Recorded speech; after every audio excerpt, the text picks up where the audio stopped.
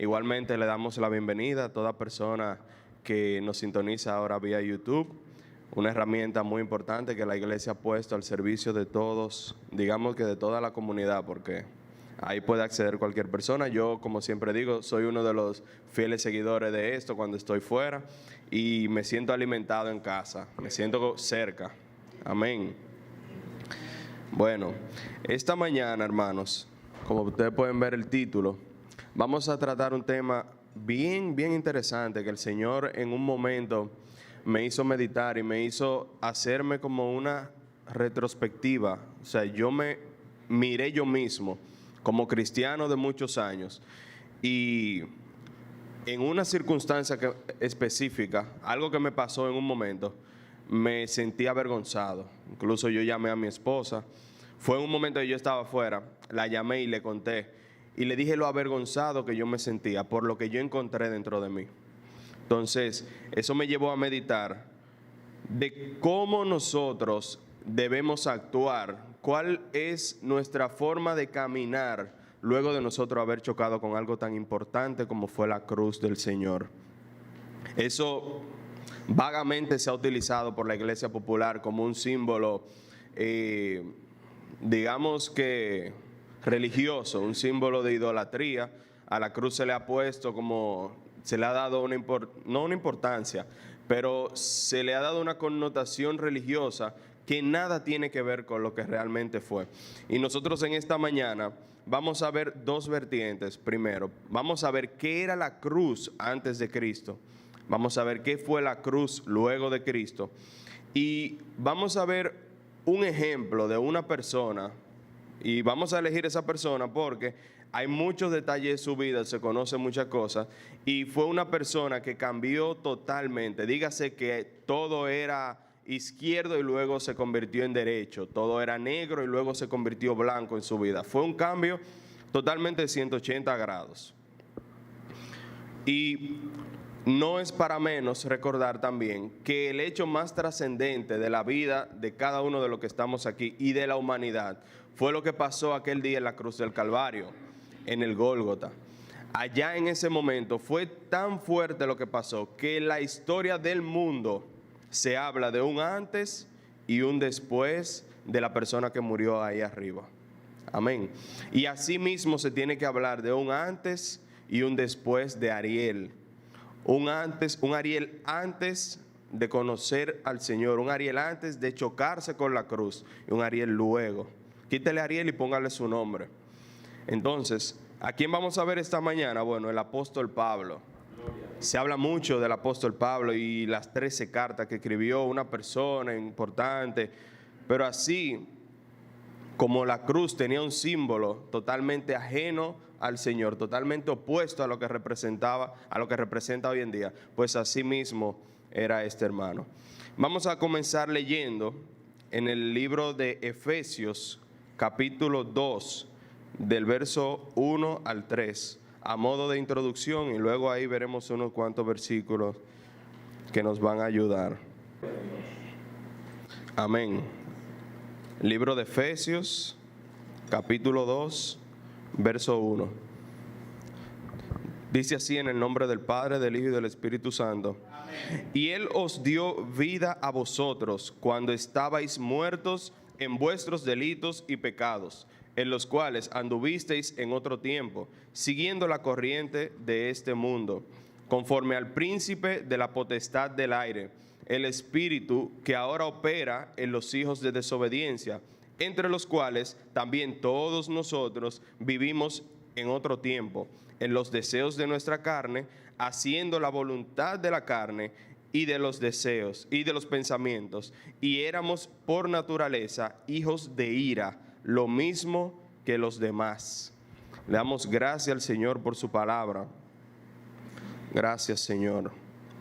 Bien, comenzamos diciendo y dándole un poco hacia atrás a la historia, a lo que era la cruz. La cruz, según Gálatas capítulo 3, verso 13, dice: Cristo nos redimió de la maldición de la ley, hecho por nosotros maldición, porque está escrito: maldito todo el que es colgado en un madero. Ahí se está citando a Deuteronomio capítulo 21 del verso 22 al 23. Pablo está diciendo que tanto judíos como nosotros, que somos los gentiles, ya eso se ha explicado en reiteradas ocasiones, éramos personas simplemente no judíos, ¿verdad?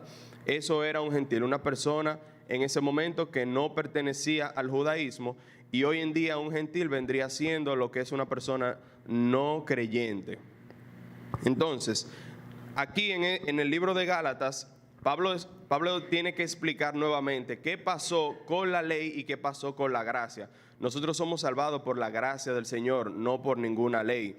Entonces, Pablo dice que nosotros, o sea, toda la humanidad, incluyendo los judíos, estaban amarrados, atados a la ley. ¿Por qué? Porque un solo mandamiento, dice el libro de Deuteronomio, que no se cumpliera, pues ya echaba por la borda todo lo otro que se hacía. Dígase que una sola cosa que se equivoquen ya estaba condenado y era maldito delante de Dios. Imagínense ese nivel de condenación.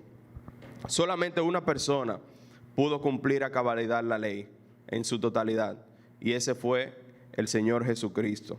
Entonces, Pablo explica que Jesucristo, para liberarnos a nosotros y para romper, vean por ejemplo nuestra vida como una cadena y la cruz fue un martillo.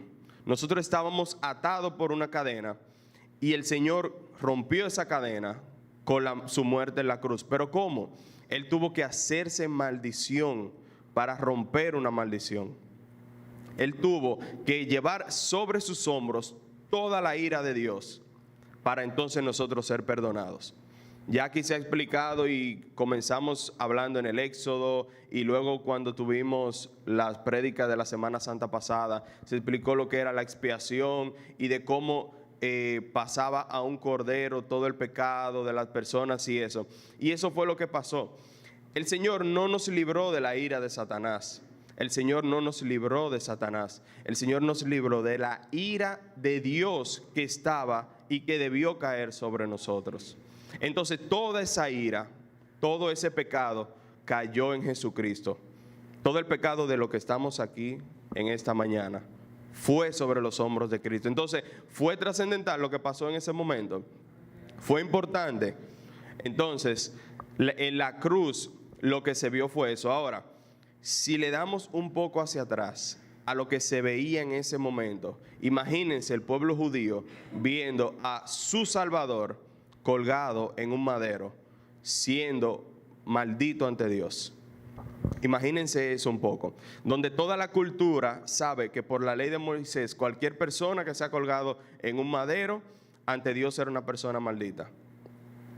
Entonces, eso pasó. Hasta ese momento, la cruz fue contada como un ejemplo de maldición, un ejemplo de algo totalmente en contra de lo que luego se convierte. Y me da un poco de curiosidad porque Dios en su misericordia, en su soberanía, utilizó el símbolo que Él quiso, una cosa totalmente opuesta a lo que tiene que ver con salvación o buenas nuevas, y entonces lo torna en un elemento de bendición. Y eso es exactamente lo que pasa con todos nosotros. Personas condenadas, personas que, como dice el libro de Efesios, ese fragmento que leímos, estábamos libres en la sabana, viviendo a nuestro pensamiento todo lo que nos llegaba a la mente, todo lo que vivíamos por y para la carne. Y digo vivíamos porque nos incluimos a todos. En algún momento nosotros fuimos personas que simplemente vivíamos sin el Señor, hasta que en un momento chocamos, o si hay alguien que nos está viendo que todavía no ha chocado con el Señor, hasta que ese momento no se da, uno no se ve lo mal que anda, uno no se ve en el error que se está manejando. Entonces, ¿qué sucede luego? Vamos a leer en el mismo libro de Efesios, capítulo 2, unos cuantos versículos.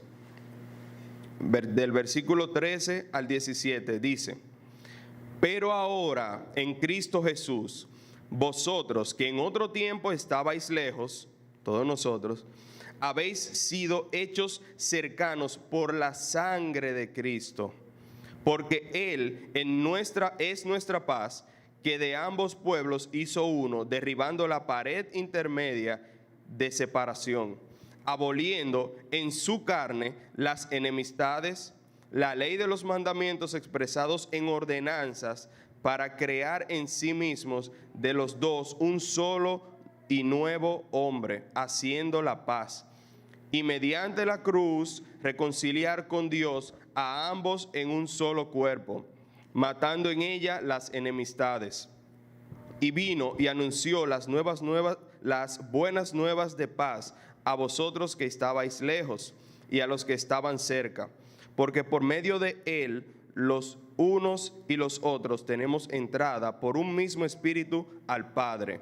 Así que ya no sois extranjeros ni advenedizos, sino conciudadanos de los santos y miembros de la familia de Dios. Entonces, véalo desde este punto. Están gentiles, están judíos. Ambos estaban destituidos de la gracia.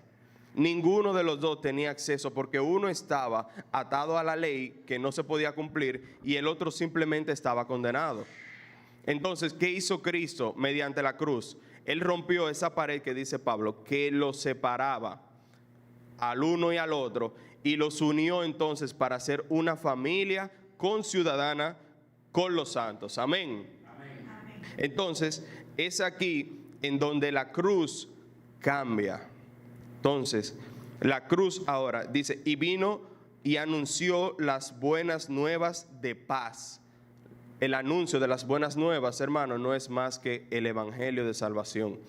Entonces, eso que en ese momento era tortuoso, que en ese momento era bochornoso, que en ese momento era maldición, entonces ahora se tornó en bendición y abrió un camino para que nosotros lleguemos al Padre como uno solo.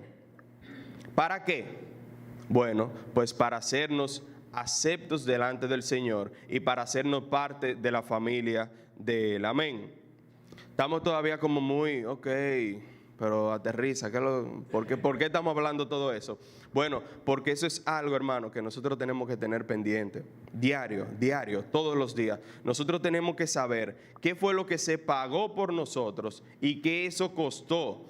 ¿Qué era yo antes? ¿Qué merecía yo antes? ¿Y qué luego merezco delante de Él? Ese momento en donde yo llego a la cruz, mis ojos dejan de mirar hacia el hermano y entonces comienzan a mirar hacia adentro. Mis ojos dejan de ver al otro, mis ojos dejan de ver el error de los otros y mis ojos entonces comienzan a ver el error mío. Y el error que todavía por su misericordia, entonces Él nos acepta y nos hace limpios. Amén. Entonces vamos a recapitular un poco. Antes de la cruz, según Efesios capítulo 2, del 2 al 3, estábamos muertos en nuestros delitos y pecados. Dígase, nuestra manera de vivir era simplemente como queríamos. Nosotros le dábamos placer a la carne, todos los pensamientos que llegaban a nuestra mente. ¿Cómo corre el mundo? Como quiere. ¿Cómo corren las personas que no son creyentes? A su manera, como una famosa canción de Frank Sinatra. Todo era a mi manera, yo vivía a mi manera. Decía, y hacíamos la voluntad de la carne y de nuestros pensamientos. Éramos por naturaleza hijos de ira. Y esa fue una de las cosas que cuando yo reseteé mi contador y comencé a verme por dentro, esa fue una de las cosas que yo encontré dentro de mí. Y más adelante les explicaré. Ira, envidia, enojo, todas esas cosas que a veces uno está tan acostumbrado, tan viciado con el sistema, que uno se convierte en un corredor igual que como corre el mundo, que uno pretende alcanzar las cosas como las alcanza el mundo. Según Gálatas 3:13, Cristo nos liberó de toda esa maldición que había, haciéndose Él maldición y llevando la ira de Dios en sus hombros. ¿Para qué? Para entonces hacernos aceptables delante de Dios y familia de Él. Vamos entonces a pasar a ver un poco, porque entiendo que no tendríamos el tiempo suficiente. Pero vamos a ver un poco la vida del apóstol Pablo previo a él chocarse con la cruz. Y para eso yo quiero que por favor Ailín me ayude con Hechos capítulo 6, 26, del 4 al 11, por favor. Vida anterior de Pablo. Mi vida, pues, desde mi juventud, la cual desde el principio pasé en mi nación, en Jerusalén, la conocen todos los judíos, los cuales también saben que yo desde el principio, si quieren testificarlo, conforme a la más rigurosa secta de nuestra religión, viví fariseo. Y ahora, por la esperanza de la promesa que hizo Dios a nuestros padres, soy llamado a juicio. Promesa cuyo cumplimiento esperan que ha de alcanzar nuestras 12 tribus, sirviendo constantemente a Dios de día y de noche. Por esta esperanza, oh rey Agripa, soy acusado por los judíos. ¿Qué? ¿Se juzga entre vosotros cosa increíble que Dios resucite a los muertos? Yo ciertamente había creído mi deber hacer muchas cosas contra el nombre de Jesús de Nazaret, lo cual también hice en Jerusalén. Yo encerré en cárceles a muchos de los santos, habiendo recibido poderes de los principales sacerdotes, y cuando los mataron, yo di mi voto. Y muchas veces, castigándolos en todas las sinagogas, los forcé a blasfemar, y enfurecido sobremanera contra ellos, los perseguí hasta en las ciudades extranjeras. Amén. Imagínense eso. Ese fragmento es de una defensa que hace Pablo al momento ya que él es apresado. Y eso es él relatando su propia vida. Pero antes hay unos versículos, por ejemplo, en donde se habla de un mártir famoso, que creo que aquí lo hemos mencionado, Esteban. Cuando Esteban lo estaban apedreando, una de las personas que estaba ahí era el apóstol Pablo. Y decían que los vestidos de él lo tiraron a los pies de él. Y él consintió con esa muerte. No solamente de él, sino de varias personas más. Él no se limitó a Jerusalén a perseguir a los cristianos, sino que, como él mismo dice, él fue a otras ciudades. Y versículos atrás menciona cuáles eran esas ciudades. La iglesia fue asediada totalmente por el apóstol Pablo, por Saulo en ese momento. Imagínense una persona, digamos, estos musulmanes extremos ahora, que en cualquier momento se explotan al lado de quien sea y eso, y que en esos países son bien perseguidos los cristianos. Una de esas personas que asediaba a la iglesia, que prácticamente la iglesia se pulverizó por culpa de las persecuciones de él y de su grupo, entonces luego se convierte en una de las personas más importantes del Nuevo Testamento, y que incluso podemos decir que gracias a él nosotros tenemos de este lado del mundo las escrituras y los conocimientos del Señor. Eso pasó con este señor. Él mató, él persiguió, él sacaba de las casas gente cristiana y lo metía en las cárceles. Imagínense, como hemos mencionado, el tipo de cárceles que eran donde ellos lo tiraban. Él mismo dice que los hacía blasfemar. ¿Cómo ustedes se imaginan que era eso? Que era, ay, por favor, blasfema. Ay, por favor, tú puedes, por favor, decir cualquier cosa delante de la sinagoga para que te apedreemos. Ayúdanos, por favor. Imagínense, quizá alándole el pelo, dándole golpe, con toda clase de herramientas que encontraban. Ese era el apóstol Pablo. Y relata más adelante, bueno, más detrás de lo que se habló ahí, que un día él iba en sus tareas que le mandaban a hacer los principales sacerdotes religiosos de la época. Él iba en su tarea y él iba camino hacia Damasco, y entonces el Señor Jesús se le aparece y él cae al suelo, y ahí comienza un cambio en su vida. Él le dice, pero ¿por qué tú me persigues a mí? Mírame aquí. Como dime ahora, ¿qué tú vas a hacer? El hombre quedó ciego. Luego de ahí tuvo que ir otra persona de los que él perseguía. Tuvo que orar por él para que el Señor le recobrara la vista. Luego se fue un tiempo y el Señor, todas estas cartas, todo esto, este conocimiento, todo lo que estamos hablando del libro de Efesios, se lo reveló el Señor a él. Entonces, Una persona como él la usó Dios para algo increíble. Como nosotros que en otro tiempo vivíamos como se quería. Entonces al momento de llegar a la cruz, pues ya es otra cosa. Ya es otra perspectiva. Y vamos a ver un poco, pudiéramos hablar, hermanos, porque es que son 13 cartas. Se pudiera hablar y de cada una de ellas ver un aspecto importante de cómo el Señor cambió la vida de Pablo y de cómo él hablaba y de cómo su forma de ver la vida cambió. Pero yo quiero que nos concentremos en esta, que se encuentra en Filipenses 3, del 4 al 8. Filipenses es una de las cartas que él escribió preso y como preso. Fue una de las últimas, ya él había padecido muchísimo, ya él lo habían azotado, ya él le habían apedreado. Todo eso que él había hecho en contra de los otros, pues ya se lo estaban haciendo a él. Él pasó de ser un perseguidor a ser un perseguido por la palabra del Señor. Al momento que llegó la cruz a su vida, hermanos, fue todo lo contrario. Entonces, a la persona que él metía en la cárcel, luego lo metía, o sea, para los que él trabajaba, para quienes él metía personas a la cárcel, pues entonces lo metían preso a él. La persona que él, para los que él apedreaba, ahora lo apedreaban a él. Ahora la persona que no era bien vista ante la sociedad era él, porque en ese tiempo, antes de la conversión de él era celoso, y el celo para los judíos de la época, eso era una mezcla de amor y odio. Amor hacia su ley, hacia las cosas que ellos entendían, pero odio a todo lo que tuviera en contra de eso, o a todo lo que atentara un poquito en contra de eso. Y ese era él, uno de los más celosos, una persona formada, fariseo, de una de las sectas más exigentes, de las personas que más se apegaban a la ley, aunque igualmente tampoco la cumplían. Ese era Pablo.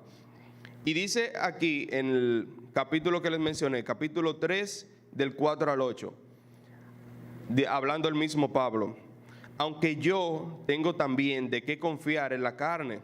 Si alguno piensa que tiene de qué confiar en la carne, yo más, circuncidado al 8º día, del linaje de Israel, de la tribu de Benjamín, hebreo de hebreos, en cuanto a la ley, fariseo, en cuanto a celo, perseguidor de la iglesia, en cuanto a la justicia que es en la ley, irreprensible. Nadie podía decir nada en contra de cómo Pablo se manejaba con la ley.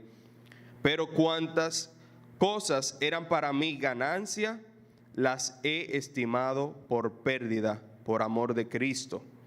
Y ciertamente aún estimo todas las cosas como pérdida por la excelencia del conocimiento de Cristo Jesús, mi Señor, por amor del cual lo he perdido todo y lo tengo por basura para ganar a Cristo.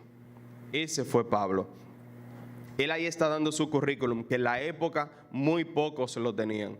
Él tuvo el privilegio de ser instruido por uno de los más grandes, creo que sacerdotes, rabinos de la época, Gamaliel.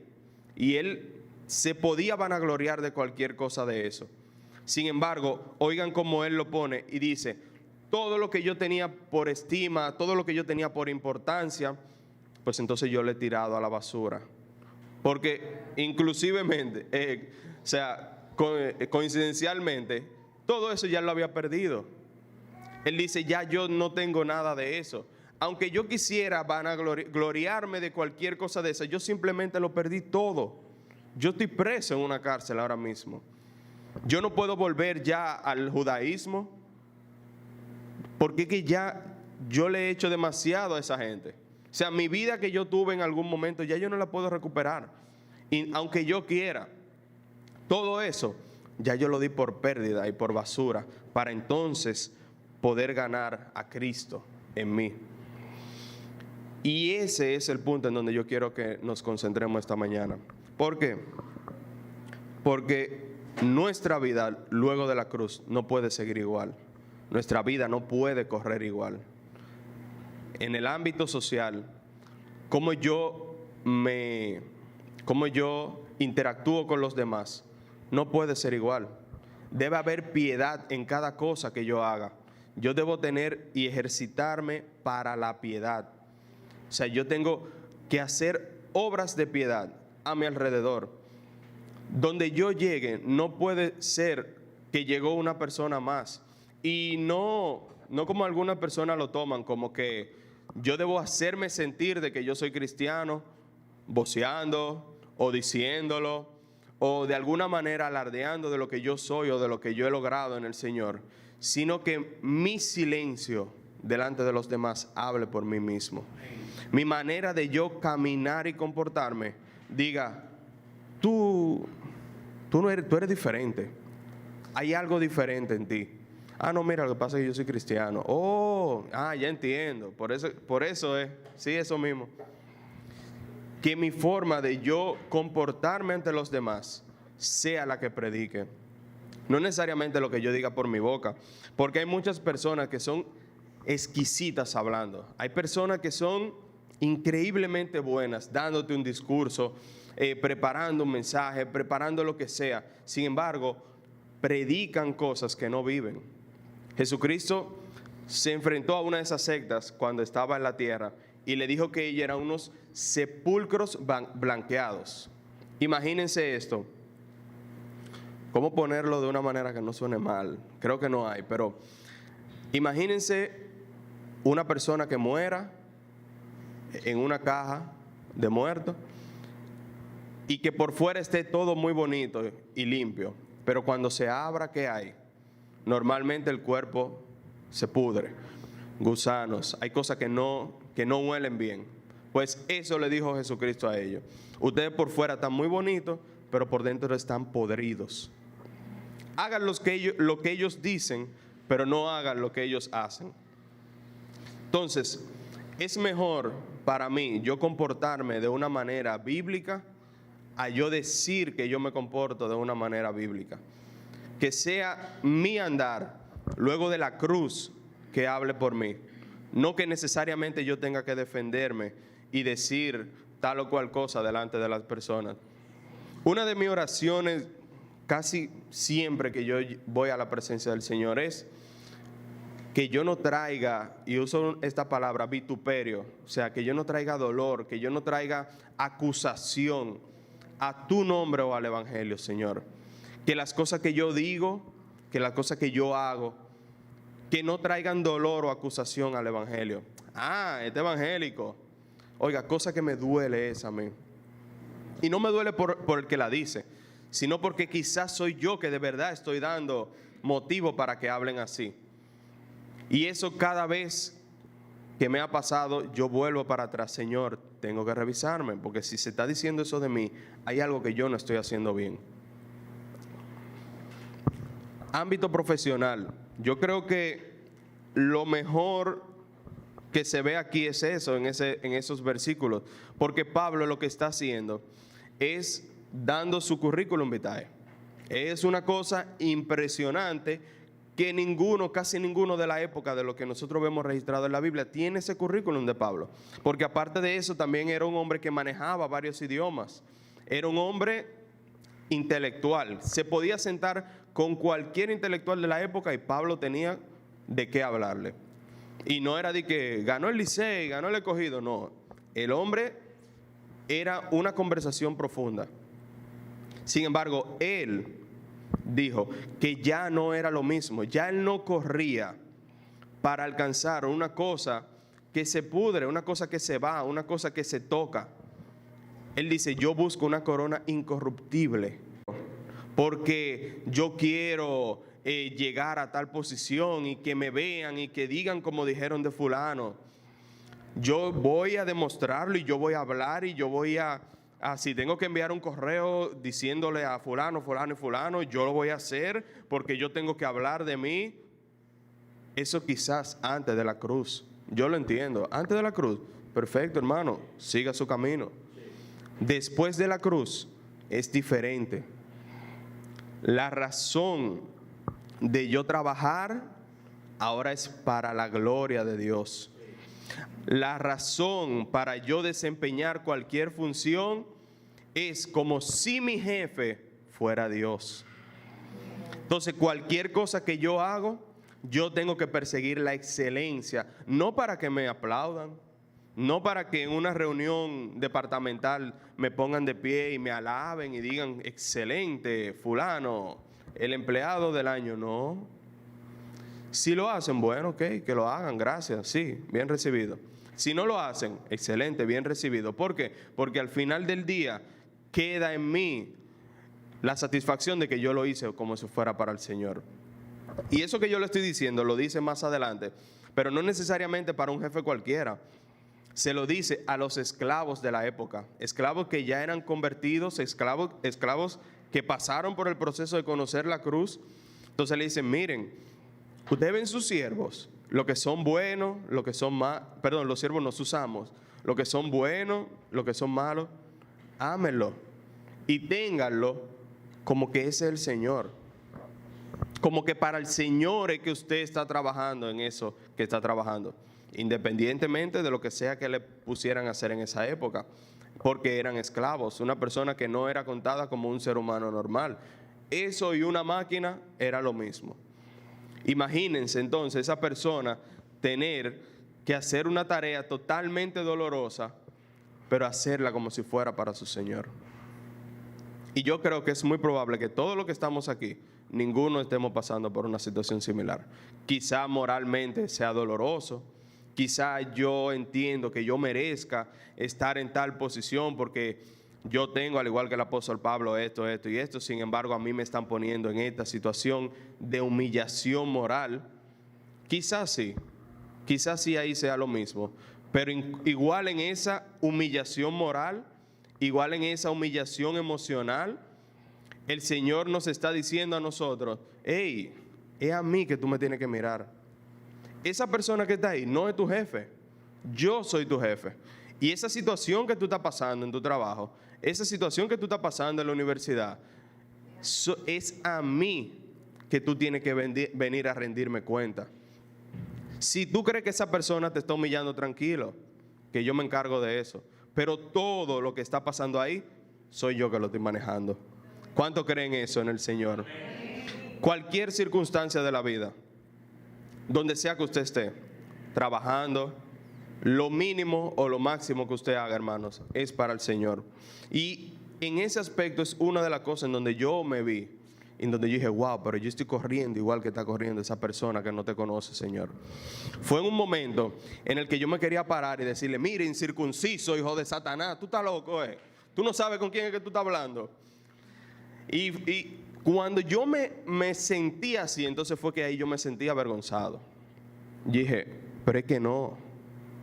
Pero yo duré, hermanos, se lo digo porque yo le hice el comentario a mi esposa. Ella me mandó un fragmento de un devocional que ella estaba leyendo. Y me dijo, léete eso que te va a ayudar. Y yo estaba tan ocupado y tan enojado que yo no lo leí. Y le dije, ok, yo lo leo. Me pasé mi día crujiendo, Señor, pero ¿cómo tú permites eso? Porque a todo esto, yo sé de muchas personas cristianas que no le pasan cosas así. Y yo dije, Señor, pero mira fulano, como ese hombre está allá arriba, Padre, y hijo tuyo. ¿Será que este es el momento de yo agarrar la armadura y decirle, mira, Satanás? Y como que decir, soy yo. Pero no, ese era el momento de entrar mi rabito entre las piernas, bajar mis dos orejitas y seguir tranquilito. Porque el Señor se iba a encargar de resolver esa situación. Me costó, ¿verdad?, mi enojo, darme cuenta de la ira que yo tenía, de que en un momento hasta sentí envidia porque me sentí en la misma capacidad que esa persona. Sin embargo, esa persona se llevó el mérito. Y yo dije, Señor, 10 minutos más y eso hubiera sido mío. Y dije, ajá, ¿y tú estás ahí para eso? ¿Ariel está en esa posición para ganarse ese mérito? ¿Para que se diga X o Y cosa de ti? No. Fácilmente, Ariel, tú estás ahí para que se te calumnie, para que se te humille, para que tú te des cuenta de que tú no eres nadie y de que todo lo que tú tienes te lo dio ese que está ahí arriba y de que tú vas a llegar a donde tú vas a llegar y es porque Él quiere llevarte. Y si Él no quiere que tú llegues, tú no vas a llegar. Entonces, darte cuenta de esa situación es muy bochornoso delante del Señor. ¿Por qué? Porque entonces eso trae vituperio, eso trae vergüenza, aquello que nosotros hablábamos al principio.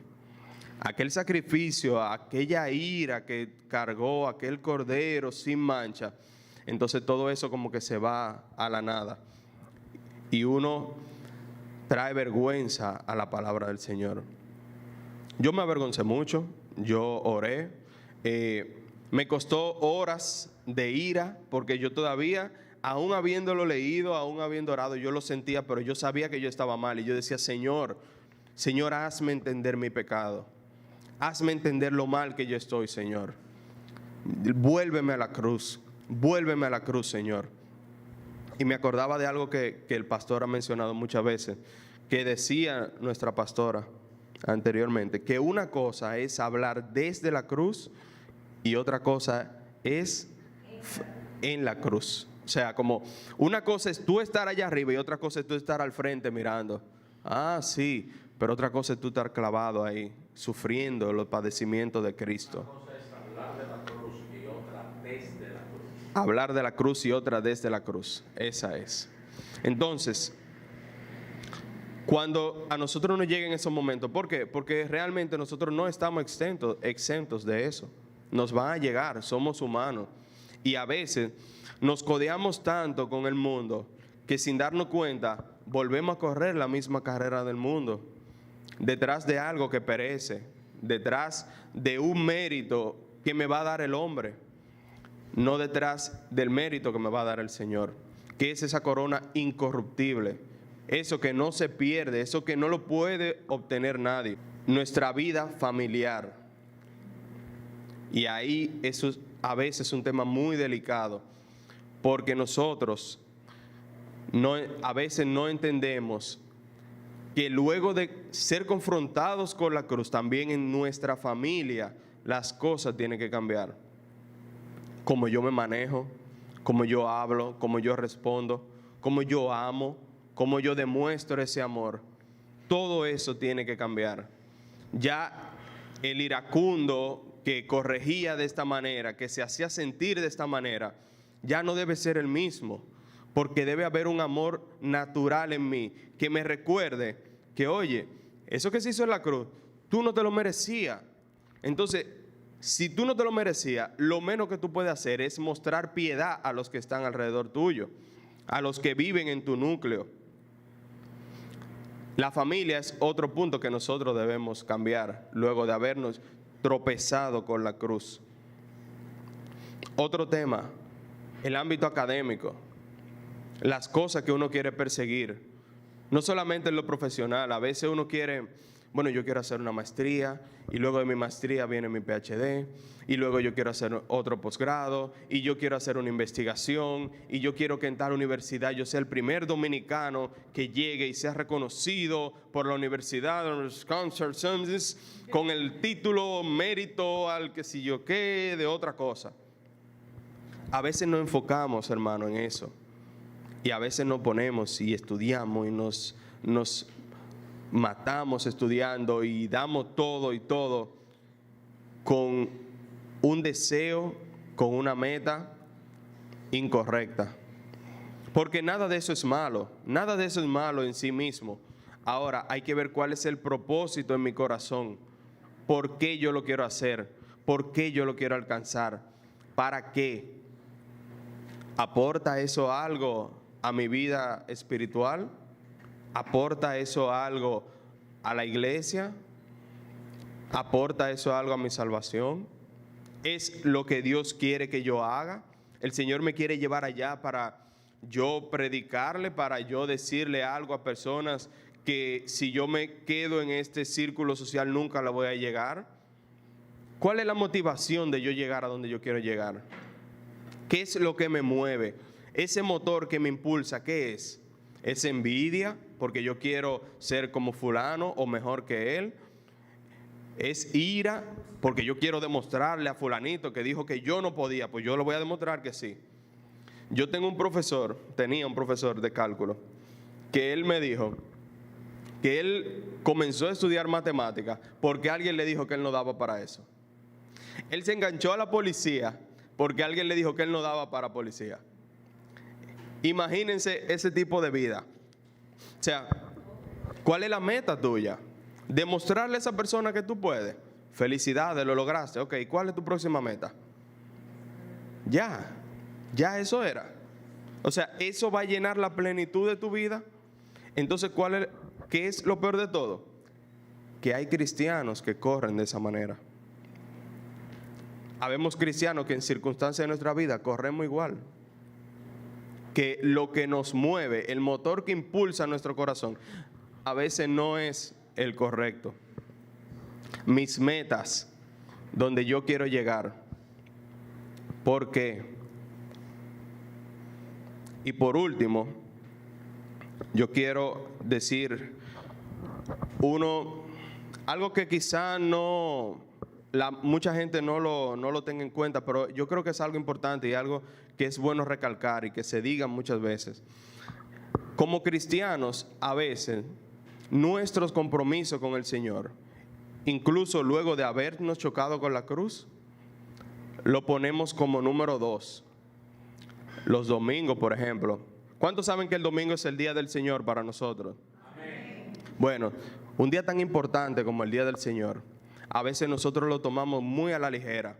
A veces por cualquier, como decimos aquí en el país, quítame esta paja. Por cualquier cosa minúscula, nosotros dejamos de venir a la iglesia. Por cualquier cosa, bueno, ya, total, yo me quedo. Va a haber otro culto el martes. O si no, yo voy el sábado. O si no, el domingo. ¿Ustedes han oído hablar del libro de Apocalipsis? Amén. Libro importante, libro de una gran revelación. La persona que escribió ese libro, Juan, estaba preso en una isla. ¿Y ustedes saben el día que le llegó la revelación? ¿Cuál fue? El día del Señor. Dice, y estando yo orando el día del Señor, él no estaba en una iglesia, pero él estaba guardándose para el Señor en ese momento. Y dice que la revelación fue tan grande que lo que él comenzó a ver, él cayó como muerto. Y el Señor fue que le dijo, ven, te voy a enseñar un par de cositas, ven, vamos allí. Imagínense, pero él no estaba en un colmadón, él no estaba chateando, él no estaba jugando Minecraft, él no estaba jugando Fortnite, él no estaba perdiendo el tiempo. Él sabía que ese momento era para él guardarlo para el Señor. Él le quiso dar la prioridad al Señor ese día. Y miren lo que pasó ese día. ¿Ustedes creen que es importante el libro de Revelaciones, de Apocalipsis? Yo creo que sí. Yo creo que sí. Entonces, cosas como esa no pasan en un momento de perder el tiempo. No pasan en un momento de yo poner las cosas del Señor en segundo lugar. El libro de Hebreos, capítulo 10, versículo 25, dice que no dejen de congregarse, como hay gente que tiene por costumbre, porque tenemos que estar listos para las cosas que vienen, el día del Señor. Y a veces a nosotros no le damos la importancia de vida a congregarnos, porque no sabemos lo importante que es llegar a una congregación y saludar a un hermano y decirle, hermano, ora por mí. ¿Qué te pasa? Mira, me está pasando esto y esto y esto, por favor, ora por mí. Ese saludo, ese abrazo sincero de un hermano, eso es esencial para la vida del cristiano. El hermano o creyente que le diga a usted, yo no necesito congregarme, yo no necesito ir a una iglesia porque aquí yo tengo el internet y veo un mensaje, porque aquí tengo una Biblia y leo mi Biblia y oro, dígale, muchas gracias, usted está equivocado, hablamos luego. Y lo dejan ahí. Porque hay muchas personas que son sabias en su propia opinión y no es con uno solo que yo me he tocado así, es con varios. Y eso me da una pena tremenda. Yo, wow, pero ¿cómo una persona que tiene tanto conocimiento se cae en algo tan básico como eso? El calor del hermano el calor de congregarme, el calor de sentir un pastor, una pastora, un líder que me diga, ¿cómo tú estás? Ven, yo quiero orar por ti. Hermano, eso no tiene precio. Y eso es esencial para nuestra vida de cristiano. Y luego de nosotros haber vivido todo lo que vivimos y el Señor haber hecho lo que hizo por nosotros, yo creo que eso es lo mínimo que uno puede hacer.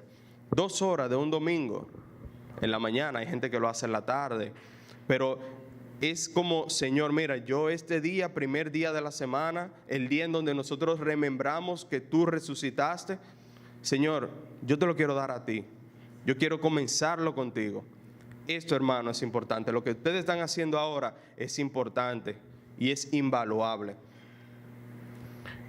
Y con eso, hermanos, terminamos este mensaje. Recordando que nosotros no debemos correr como corre el mundo. Y que el momento que uno se dé cuenta que uno está, aunque sea dando un paso similar al que está dando el que está al lado tuyo que no es cristiano, revísate, frena y vuelve a recordar a la cruz. Vuelve a recordar que esa cruz que era maldición luego se tornó en bendición por ti y por mí. Amén. Vamos a inclinar nuestro rostro y darle gracias al Señor. Gracias, Padre, por este momento. Gracias, Señor, por todo lo que aprendimos, por todo lo que vimos en tu palabra, Dios.